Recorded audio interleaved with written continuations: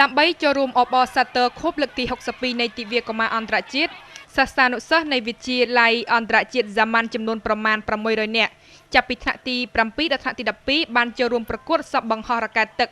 តាមវិទ្យាសាស្ត្ររូបវិទ្យា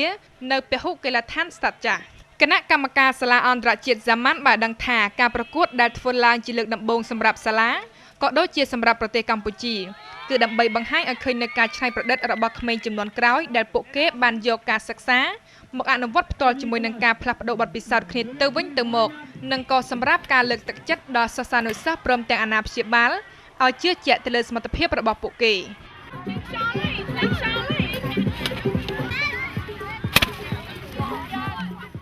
តាមរយៈការផ្តល់ឱកាសច្រើនក្នុងការបង្កើនចំណេះដឹងជាមួយនឹងការស្រាវជ្រាវបង្ហោះរ៉ាកែតទឹកឬកាំជ្រួចទឹកនេះពួកគេនឹងត្រូវទទួលបានរង្វាន់ពីគណៈកម្មការលើថេរវេលាដែលបានបាញ់បង្ហោះឡើងទៅនឹងធ្លាក់មកវិញបានច្រើននាទីជាងនឹងត្រូវទទួលបានរង្វាន់ជាទឹកប្រាក់$100និងកាដូផ្សេងទៀត 3, 2, 1